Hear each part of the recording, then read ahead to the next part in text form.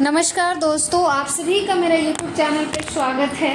तो 5000 पूर्व भीलों का राजा निषाद राज हिरण्यधनु और उनकी पत्नी सुलोखा सिंहपैरपुर नामक राज्य में राज करते थे। उन दोनों का एक पुत्र था जिनका नाम अभियुम था। सब उसे प्यार से अभय बुलाते थे। अभय अपने गुरुकुल में शिक्षा ग्रहण कर रहा था। अस्त्र शस्त्र में उस बालक की प्रतिभा और लगन को देखकर उसे एकलव्य का नाम दिया गया।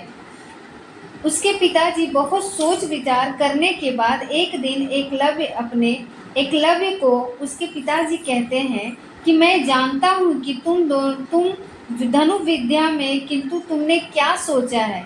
इस गुरु से तुम शिक्षा ग्रहण करना चाहते हो। अगर मैं अपनी दृष्टि से अच्छे गुरुओं की बात करूं तो द्रोणाचार्य ही सबसे श्रेष्ठ गुरु हैं, किंतु वो केवल राजकुल के बच्चों को ही शिक्षा देते हैं। तब इस पे एकलव्य बोलता है, ये बात तो मैं भी जानता हूँ पिताजी, किंतु एक बार उनसे जाकर मिलने में क्या बुराई है? क्या पता उन्हें मेरी धनु विद्या देखने के बाद स्वयं ही मुझे शिक्षा देने का मन हो जाए। तो फिर उसके पिताजी बोलते हैं, तुम अपनी मन की संतुष्टि के लिए गुरु द्रोणाचार्य से मिल सकते हो, किंतु मुझे नहीं लगता है कि वो तुम्हें शिक्षा प्रदान करेंगे। अगले दिन ही सुबह एकलव्य गुरु द्रोणाचार्य से मिलने के लिए निकल जाता है। वो गुरु द्रोणाचार्य के आश्रम में जाकर देखा कि वहां पर बड़े बड़े राजकुल के राजकुमार शिक्षा ग्रहण कर रहे हैं। और फिर गुरु द्रोणाचार्य को प्रणाम करते हुए एकलव्य बोलता है कि मेरा नाम एकलव्य है और मैं भीलों के राजा हिरण्यधनु का पुत्र हूँ। मैंने अपने गुरुकुल में अस्त्र की विद्या सीखी है और धनु विद्या में मेरी खास रुचि है। तब गुरु द्रोणाचार्य बोलते हैं, ये तो बहुत ही अच्छी बात है, किंतु तुम यहाँ किस उद्देश्य से आए हो? तो ये एकलव्य बोलता है, गुरुदेव मैं जानता हूँ धनु विद्या में आपसे अधिक विद्यमान कोई और नहीं है। मैं बहुत बड़ी आपके साथ आपके पास आया हूँ। मुझे आपसे धनु विद्या सीखनी है, मुझ पर कृपा करें। तब गुरु द्रोणाचार्य करता है, एकलव्य मैं मानता हूँ कि तुम धनु विद्या में पूरी तरह निपुण हो, किंतु ये गुरुकुल केवल राजकुल के राजकुमारों के लिए है, इसलिए तुम किसी और से ये शिक्षा ग्रहण कर लो। ये बहुत अच्छे विद्वान हो, तुम्हारी इस कार्य में सहायता करेंगे। विचलित नहीं होता है, वो मन को पूरी तरह थक चुका था। वो शिक्षा ग्रहण करेगा तो गुरु द्रोणाचार्य से ही करेगा। एक दिन एकलव्य है एक मूर्ति बनाता है गुरु द्रोणाचार्य का, और प्रत्येक दिन गुरु द्रोणाचार्य का स्मरण करके विद्या की शिक्षा ग्रहण करता है। और उधर द्रोणाचार्य राजकुल के राजकुमारों को शिक्षा दे रहे थे। एक दिन गुरु द्रोणाचार्य अपने कुत्ते और अपने शिष्यों के साथ भ्रमण करते हुए वो एकलव्य के आश्रम के समीप पहुंच जाते हैं। तभी उनके साथ आया हुआ कुत्ता अपनी राह भटक जाता है और जंगल में दूर निकल जाता है, और वो एकलव्य को देखकर भौंकने लगता है। तब एकलव्य बोलता है, शांत हो जाओ, तुम्हारे इस तरफ भौंकने से मेरा अपने धनुर्विद्या से ध्यान भटक रहा है। तुम कहाँ से आए हो और कहाँ जाना चाहते हो?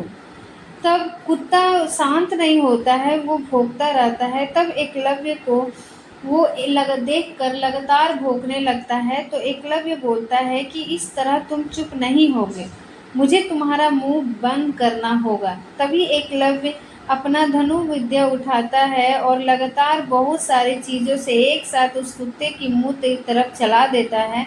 कुत्ता तनिक भी घायल नहीं होता है और उसका मुंह बाणों से भर जाता है, और ऐसी हालत देखकर लाचारी कुत्ता आपस द्रोणाचार्य की तरफ भागता हुआ जाता है।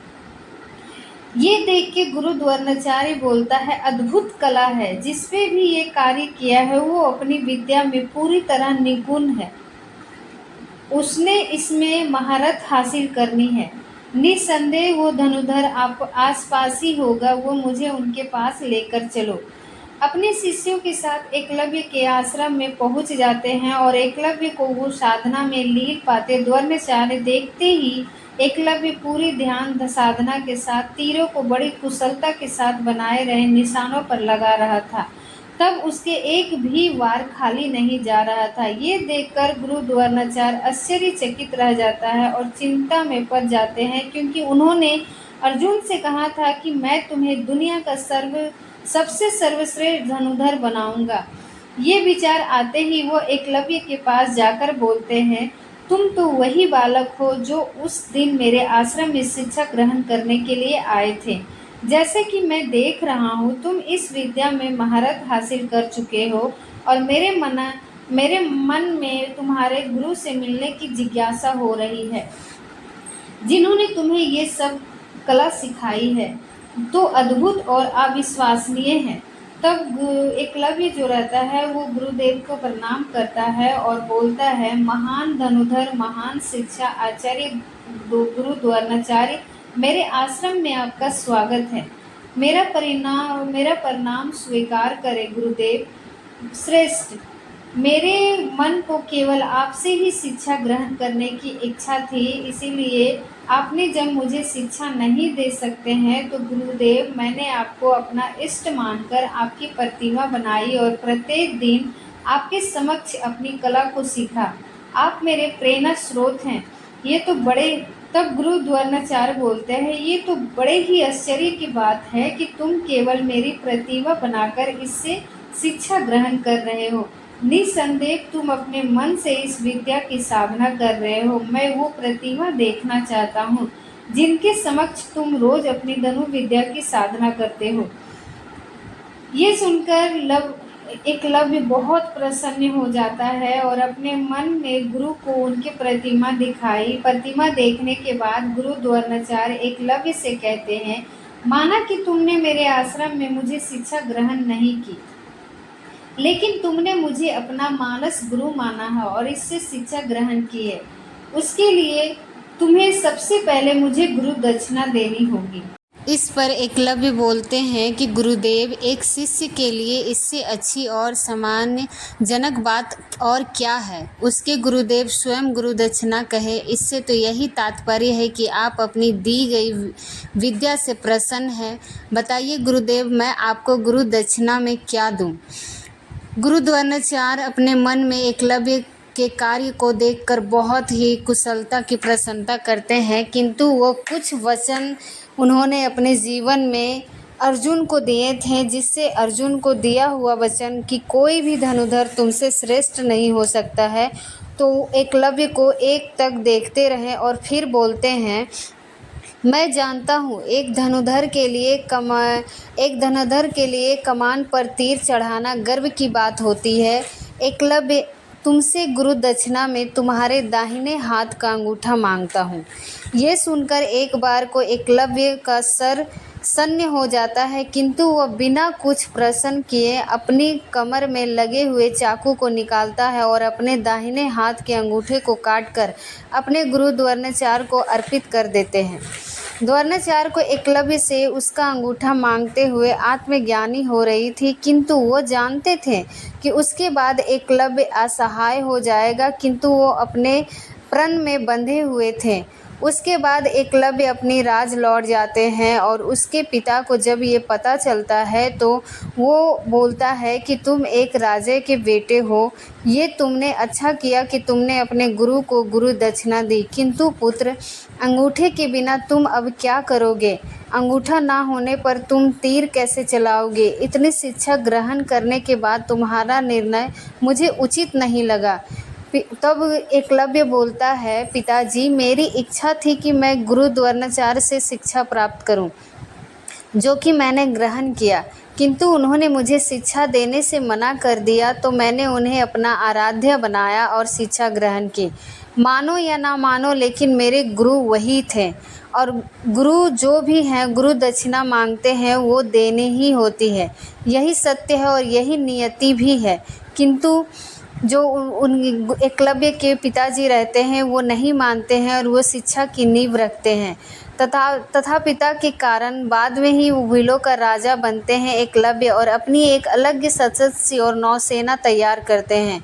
उसके बाद वो अपनी राज्य की सीमा पर विस्तार करते हैं और एक समय निषाद से नेतृत्व करते हुए एकलव्य जरासंध के साथ युद्ध करते हैं और उसके बाद वो यदुवासियों के साथ युद्ध करते हैं। यदुवासियों के साथ राजा कृष्ण थे। एकलव्य को 4 उंगलियों से धनुष चलाते हुए देखकर कृष्ण आश्चर्यचकित रह जाते हैं और ये वर्ष ही कोई तेजस्वी पुरुष है। कृष्ण भगवान सोचते हैं ये कोई साधारण सा बालक नहीं है, ये कोई साधारण सा अचेत करने वाली घटना है, ये तो कोई सोच भी नहीं सकता। कोई अपनी 4 उंगलियों से धनुष पर चढ़ा कैसे सकता है। देखो इस महान पुरुष ने तो यादुवंशियों की कौन सी कोहरम मचा दिया है। ये तो सत्य है कि ये अपने आप में एक विलक्षण है, किंतु इसने कितने लोगों की जान ली है। अपनी सीमाओं का विस्तार करना अच्छी बात है, किंतु यह केवल एक राजा का विचार है। प्रजा कभी भी युद्ध नहीं चाहती, किंतु उसके लिए निहत्थे और मासूम लोगों की हत्या करना धर्म के विरोध है, और जो भी धर्म के विरोध जाते हैं उसे मेरे बाणों से भिड़ना ही पड़ता है। उसके बाद कृष्ण उसे युद्ध में एकलव्य के साथ युद्ध करते हैं और अपनी विद्या पर अभिमानी एकलव्य भगवान श्री कृष्ण को पहचान नहीं पाता है और इतने ही अधिक नरसंहार करने पर कृष्ण है एकलव्य का वध कर देते हैं। असंभव लगने वाली लक्ष्य को भी लगातार अभ्यास से प्राप्त किया जा सकता है, किंतु अपनी विद्या का प्रयोग अपनी सीमाओं के विस्तार करने पर निहत्थे लोगों के ऊपर नहीं अपनाना चाहिए। एकलव्य सबसे बड़े धनुर्धर थे, इससे कोई दो राय नहीं है। एकलव्य, अगर आपके अंदर लगन है और आप किसी भी चीज़ को प्राप्त करना चाहते हैं तो आप कर सकते हैं।